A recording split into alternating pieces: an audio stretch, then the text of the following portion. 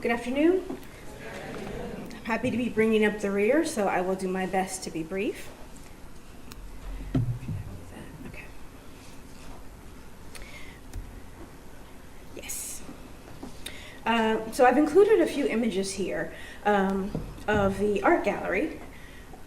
Excuse me. For those of you who haven't had a chance to come and visit it in person yet, here you see a view. Is that working? Is the cursor working at all? No, shucks, sorry. Okay, so just motion. So on the left, you have a view of the entrance to our inaugural exhibition, Visual Art and the American Experience. And on the right, we have a view, I hope the slides look okay, of the gallery when you sort of turn the corner and you first sort of proceed to walk through. I'm an art historian. So when I tell people that I work at NMOC, they say, "Oh, well, what do you do at a history, at a Black History Museum?" People are often surprised to learn that we actually have an art collection, at which point I start to tell them about it at great length. The Rhymes Family Foundation Visual Arts Gallery contains approximately 85 works ranging in date from the early 19th century to the present day. We have paintings, sculptures, photographs, prints, glass, and video installation. Our collection is daily. We've been very fortunate to receive a number of donations, and we are always happy to receive even more. So tell your friends, your neighbors, anyone you know. The art gallery is not a chronological survey of African American art as such, but rather a selection of works organized around certain themes. And the themes were all chosen to be sort of resonate with the other exhibitions in other parts of the museum. And some of our themes include religion and spirituality, African connections, and the struggle for freedom. One of our collecting guidelines is that everything that we collect has to be either by or about African Americans. So there are a few instances where we have works by non-Black artists, but the subject of the work is always a Black person. So again, if you haven't had a chance to come and visit us, I encourage you to do so when you can get a ticket. And if you can't, just give me a call. I'll see what I can do. As I said, our collection is really diverse chronologically, in terms of medium, in terms of subject. So even though I work with some wonderful, wonderful, wonderful people who know tons of stuff, no one person could possibly know everything about every artist or every type of material, every type of work that we have in the collection. So because of that, archival research, along with research in general, has been really important for us so that we can make sure we're learning as much as possible about the artists, their lives, their work, etc. I'm really excited to get a chance to speak on this panel today to talk about some of the archival research I've done, but also just to sort of address one of the challenges we face because of that. Our museum is so new. We've only been open a little more than 6 months, as I'm sure most of you know. So the question for me then has become, what do you do and where do you go in order to do important archival research when your archive is being built? Thankfully, we're here in the Washington, D.C. area, and we have some really great resources. So I just want to speak briefly about one of the resources that I've used extensively in doing work for the Visual Art Collection, and that's the Smithsonian's Archives of American Art, which is not very far from here, for those of you who haven't had a chance to visit those guys. They house papers from artists, galleries, museums, auction houses all around the United States. And they do have significant holdings and work by African American artists. So I want to speak briefly, I just want to point out 2 examples of interesting finds that I found at the archives from 2 artists in our collection, Charles White and Huey Lee Smith. And apologies for the images. These are sort of screen grabs I did from microfilm, because White's papers have been microfilmed at the archives. So the archives is a repository for Charles White's papers, which includes a large selection of photographs.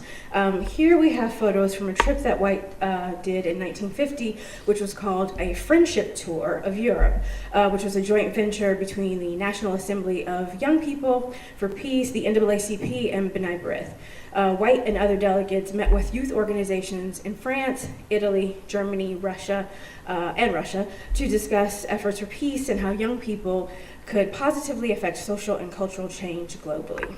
I think they got that done in about a week. I was excited to come across these images because the idea of looking at American artists visiting Russia and other parts of Eastern Europe during the Cold War is sort of an overlooked area of American art history.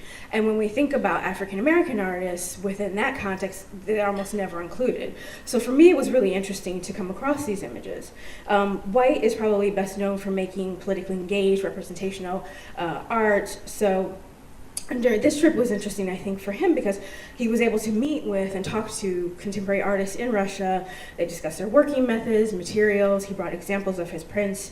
And social realism was, of course, very important to Russian art in this period. So I think this is an example of a sort of an important moment of exchange and interaction for White with artists working in a similar milieu, but in a place completely different than where he lived. And this is something that we know about and we have evidence of because it's preserved in the archive.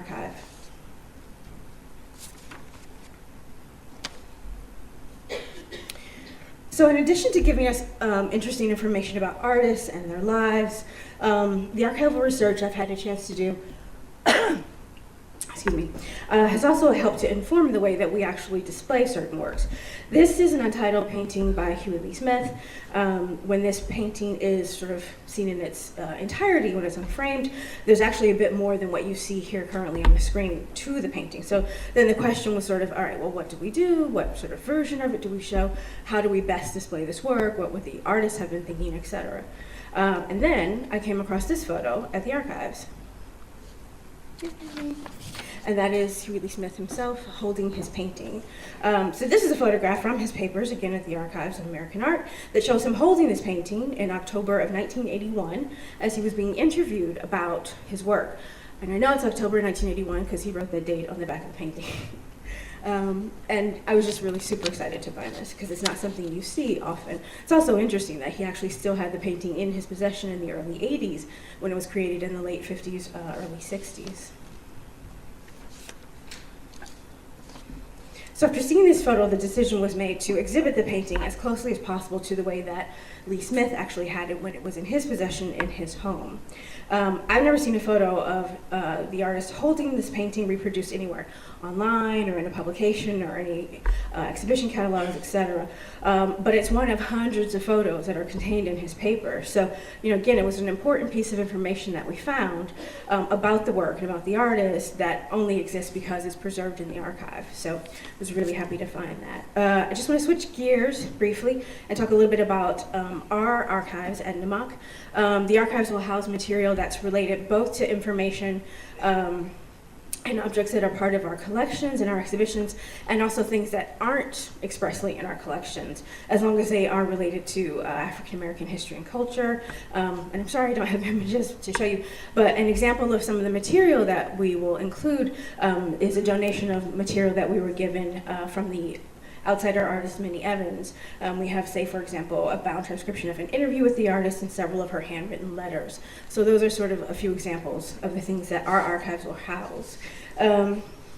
Once the collections have been processed, arranged, and put into a finding aid, the goal, is to digitize them, if their condition allows.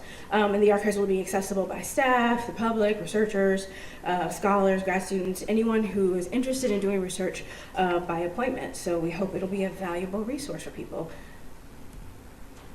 Thank you.